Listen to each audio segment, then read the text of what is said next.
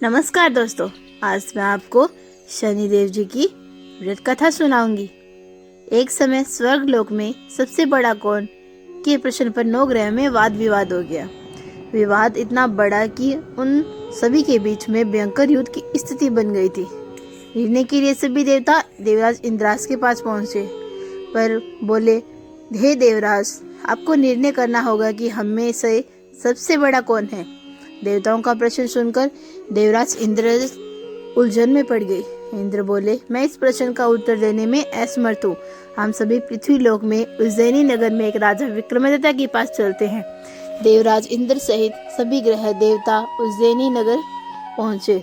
महल में पहुंचकर जब देवताओं ने उनसे अपना प्रश्न पूछा तो राजा विक्रमादित्य भी कुछ देर के लिए परेशान हो उठे, क्योंकि सभी देवता अपनी अपनी शक्तियों के कारण महान थे। किसी को भी छोटा या बड़ा कह देने से उनके क्रोध के प्रकोप के भयंकर हानि पहुंच सकती थी। अचानक राजा विक्रमादित्य को एक उपाय सूझा।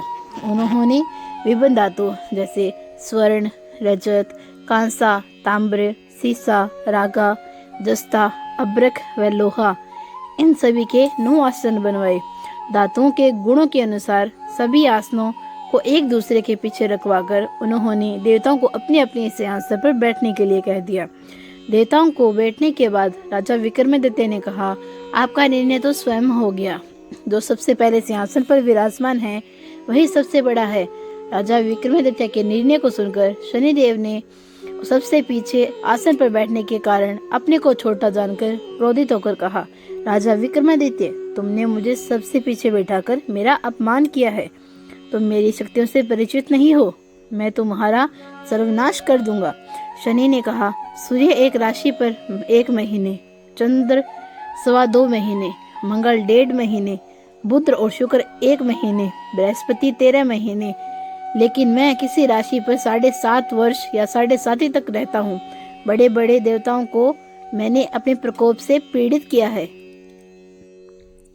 राम को 7.5 के कारण ही वन में जाकर रहना पड़ा और रावण को 7.5 के कारण ही युद्ध में मृत्यु का शिकार होना पड़ा। राजा, अब तो मेरे प्रकोप से नहीं बच सकेगा। इसके बाद अन्य ग्रहों के देवता तो प्रसन्नता से चले गए, परंतु शनिदेव बड़े क्रोध के साथ वहां से विदा हुए। राजा विक्रमादित्य पहले की तरह ही न्याय करते रहे। उनके राज्य में सभी स्त्री पुरुष बहुत आनंद से जीवन यापन कर रहे थे। कुछ दिन ऐसे ही बीत गए। उधर शनि देवता अपने अपमान को भूले नहीं थे। विक्रमादित्य से बदला लेने के लिए एक दिन शनिदेव ने घोड़े के व्यापारी का रूप धारण किया और बहुत से घोड़ों के साथ उज्जैनी नगरी में पहुंचे। राजा विक्रमादित्य ने राज्य के किसी घोड़े के व्यापारी के आने का समाचार सुना तो उसने अश्वपाल को कुछ घोड़े खरीदने के लिए भेजा। घोड़े बहुत कीमती थे। अश्वपाल ने अपने घोड़ों को बारे में राजा को बताया तो विक्रमादित्य ने स्वयं आकर एक सुंदर व शक्तिशाली घोड़े को पसंद किया। घोड़े की चाल देखने के लिए राजा उस घोड़े पर सवार हुए तो वह घोड़ा बिजली की गति से दौड़ पड़ा। तेजी से दौड़ता घोड़ा राजा को दूर एक जंगल में ले गया और फिर राजा को वहां गिराकर जंगल में कहीं गायब हो गया। राजा अपने नगर को लौटने के लिए जंगल में भटकने लगा, लेकिन उन्हें लौटने का कोई रास्ता नहीं मिला। राजा को भूख प्यास आग लग गई। बहुत घूमने पर उसे एक चरवाहा मिला। राजा ने उससे पानी मांगा। पानी पीकर राजा ने उस चरवाहे को अपनी अंगूठी दे दी। फिर उससे रास्ता पूछकर वह जंगल से निकलकर पास नगर में पहुंचा।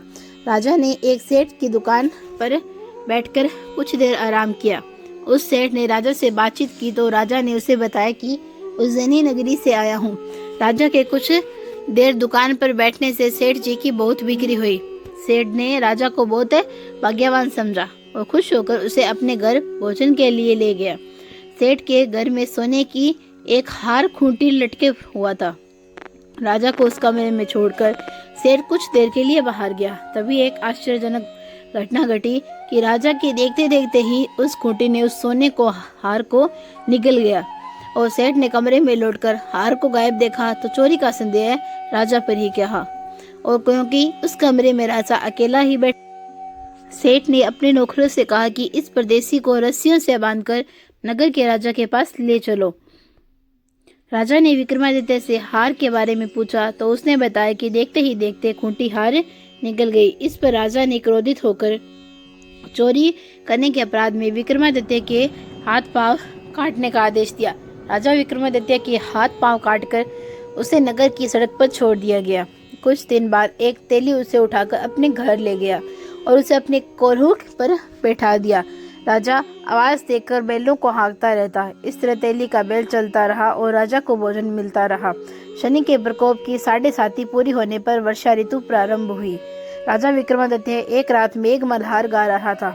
तभी नगर के राजा की लड़की राजकुमारी मोहिनी रथ पर सवार उससे तेली के घर के पास से गुजरी। उसने मेघ मल्हार सुना तो उसे बहुत अच्छा लगा और दासी को भेजकर गाने वाले को बुला लाने को कहा।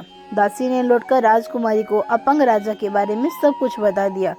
राजकुमारी उसके मेघ मल्हार से बहुत मोहित हुई, अतः उसने सब कुछ जानकर भी अपंग राजा से विवाह करने का निश्चय कर लिया था। राजकुमारी ने अपने माता पिता से जब यह बात कही तो वे हैरान हो गए। रानी ने मोहिनी को समझाया, बेटी, तेरे भाग्य में तो किसी राजा की रानी होना लिखा है, फिर तो इस अपंग से विवाह करके अपने पांव पर कुल्हाड़ी क्यों मार रही है। राजा ने अपनी जिद नहीं छोड़ी। अपनी जिद पूरी कराने के लिए उसे भोजन करना छोड़ दिया, प्राण त्याग देने का निश्चय कर लिया। आखिर राजा रानी को विवश होकर अपंग विक्रमादित्य से राजकुमारी का विवाह करना पड़ा।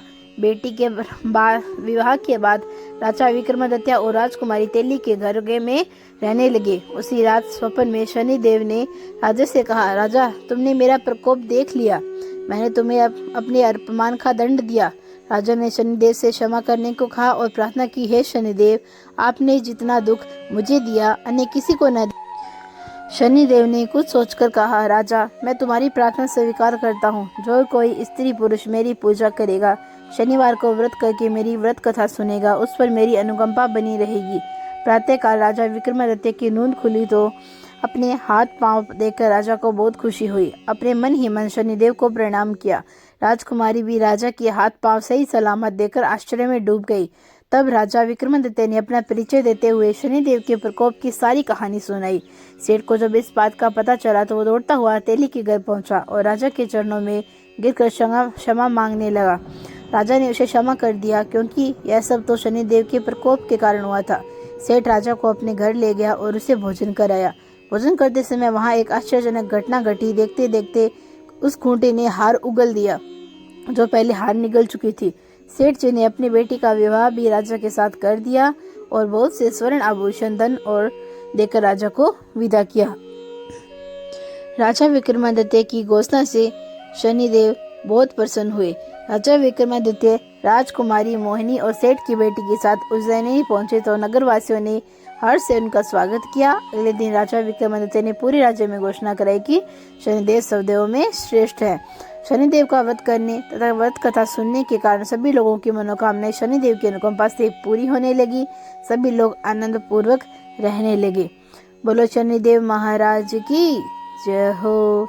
ऐसी ही व्रत कहानियाँ सुनने के लिए हमारे चैनल को सब्सक्राइब करना बिल्कुल ना भूलें और बेल का आइकन भी प्रेस कर ले, ताकि जब भी मैं वीडियो अपलोड करूं सबसे पहले आपके पास उसका नोटिफिकेशन पहुंच जाए।